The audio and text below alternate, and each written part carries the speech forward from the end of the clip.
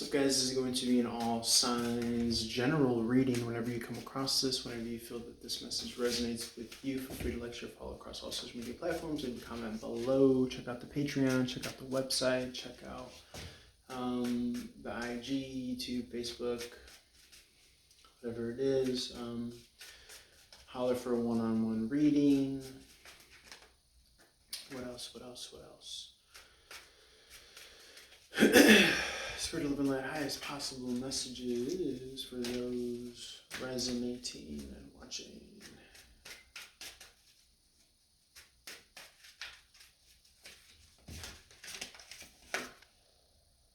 Okay, you got the Eight of Wands in reverse.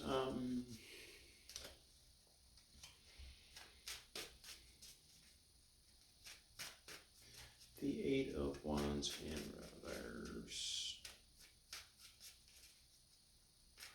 You're kind of possibly feeling that there's like a lack of communication. Okay. Eight of Wands is Cupid's arrows. Fast victory. So in the reverse, it could be you're feeling like you're getting no wins on the battlefield of life.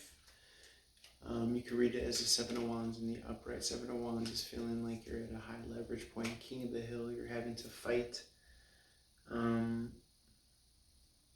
stand up for, what you believe in and yours. Maybe even your rights, things like that. Three of Wands in the reverse is you're feeling like your ships aren't coming in. I'm sensing like a little bit of resentful energy that's possibly keeping you stuck. Ultimately, I think you're, and I say you, but it could be even just the collective. Again, whoever's resonating with this message at this time, but there seems to be like a lack of visionary work, almost as if your dreams aren't big enough. And where you don't want to be is you don't want to be in this kind of like in-between state where you're not necessarily like far off at sea, or you're not necessarily like on the beach, but you're kind of like in the middle, being crashed by the wave and tide and all that stuff. So you got to decide, are you in or are you out? And whatever that is for you, there's going to have to be kind of like, you're going to have to be in it for something, right? I guess we call that a dream or a goal, hence, the visionary work aspect that I'm referring to. The Two of Wands card in the reverse comes to mind.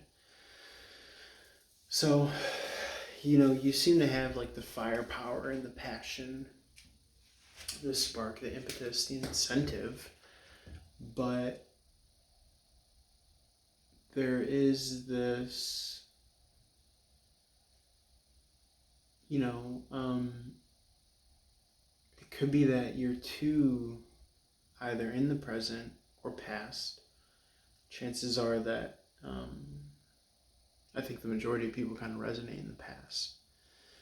Or maybe we've had something occur in the past that keeps us kind of stuck from, hoping in our highest hopes and dreams and expectations, and, possibly that even, life is worthwhile or could be exciting and fun. So those are the elements that we're dealing with. In which case, first and foremost, dreams or visions or, expectations and abundance, that's going to require space.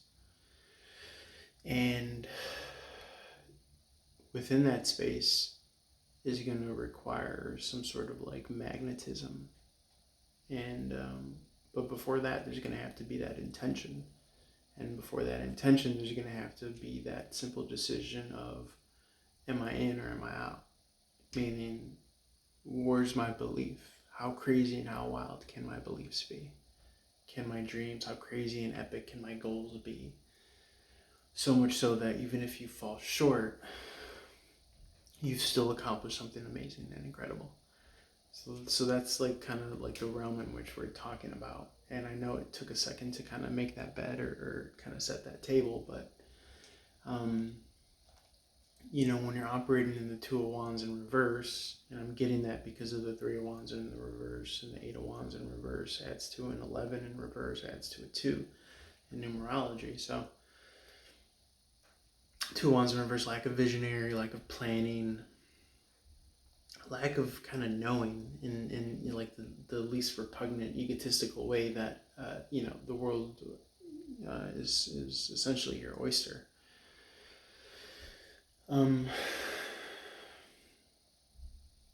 Again, not in this literal sense as much as in the sense of the inner world is your oyster, right? That which is meant for you, that which is tailor-made for you exists first and foremost. And to be excited and enthusiastic and to have belief in that, it's something very, the word promising comes to mind, but, the simplicity of kind of choosing to start there and to start with that belief and that kind of acknowledgement and that creation, I think, is what's needed first and foremost. Sometimes it's not even the externality that you want as much as it's the belief or the trust and the confidence in your surrounding environment. So in order to do that, you also have to kind of set the mental intention as well, that this is how I want to feel about X, Y, Z. This is how I want to feel about my life. This is how, all that stuff as well. There's no difference between that and saying, I want a brand new car or something like that. Meaning the work is always going to be creating that space and time for something to grow in. And usually what's kind of keeping things kind of stagnated or choked up is this kind of survivalism, fight or flight mode. So essentially what you're wanting to do is focus on space and vastness and have things grow in. That starts with kind of deprogramming yourself from, these harsh, fear-prone, negative ways of thinking. Those are also manifested in toxic lifestyle habits. Okay, start to chip away at that. Doesn't mean you have to, flip everything in a day. But we're talking about like long-term trajectory, right? If you're smoking, quit smoking. If you're drinking, quit drinking. Like try to set these goals externally, because your external environment is essentially this feedback loop. That's kind of interacting with your internal frequencies, which is again creating a limiting or a possibility geared belief system. Okay. So if you feel like, life is meaningless and hopeless, then why are you going to kind of spend time putting yourself in this excited mode of being hopeful and dreaming some crazy possible visions, right? So it starts with clearing up space. It starts with awareness. The fastest way that, I've kind of been diving into in regards to how to do that with your life is meditation, focusing on vastness, focusing on feelings of gratitude and thankfulness, doing that kind of opening the heart chakra or frequency or wave, whatever you want to understand it as.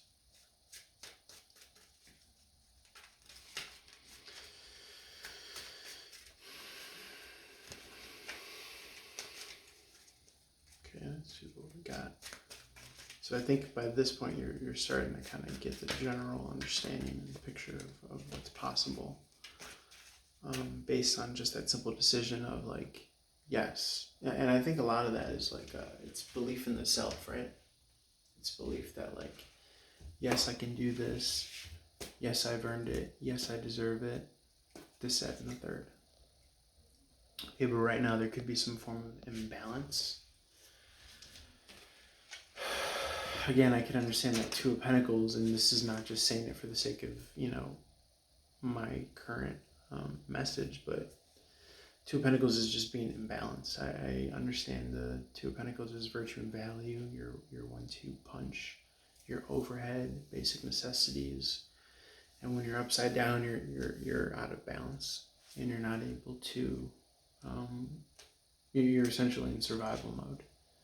So, something to keep in mind. You want to change your mode to thrival mode, essentially. All right.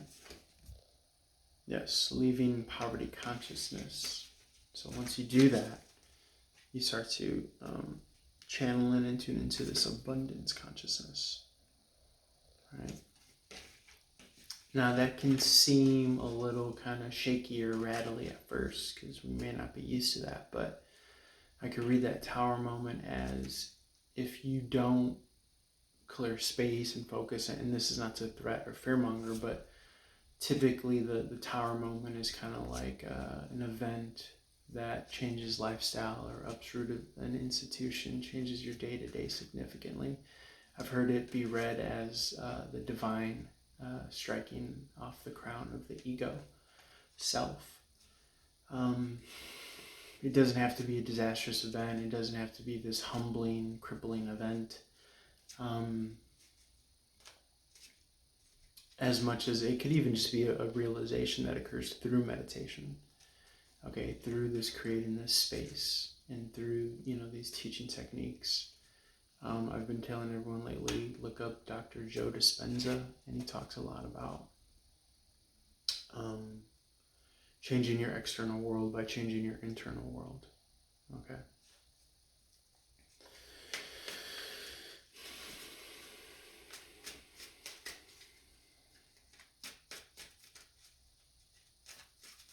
And the way he does it is through meditation. Okay, creating this vastness, and you change your mode from survival mode, like I gotta get this, I gotta do that, I gotta do this, to now I have the space to thrive and heal, and your body literally releases different, proteins and chemicals and turns on different genetics, so it like heals your body. Okay, but you can't do that in a state of fear and all that stuff. So. Six of Wands in reverse, I could read it as morality, feeling like an unrecognized victory, again kind of going with that resentment theme that I started to talk about earlier. Five of Wands in the upright, I could read it as in regards to like feeling like some sort of competitive nature.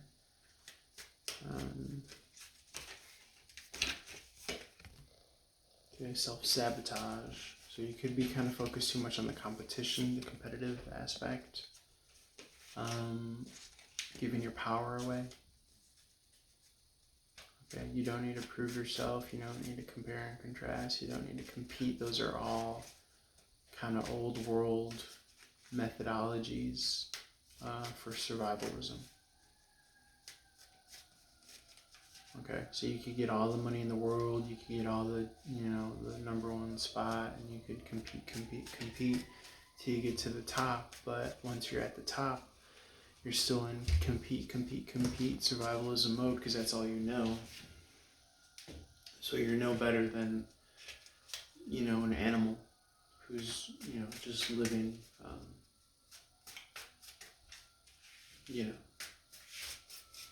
hand to mouth. So. Okay, let's see what else we have here. Spirit to lighten up highest possible messages. Yeah, that. Yeah. Wants to come out again. The High Priestess in reverse. 8 of Wands in reverse wants to come out again. You see me shuffling this. 7 of Wands wants to come out in the reverse again. That's crazy.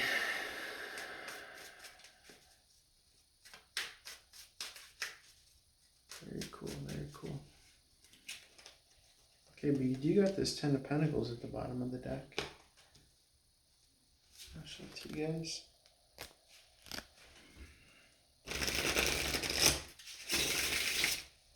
I think that comes when you like kind of start to morph into this kind of thrival mode instead of survival mode.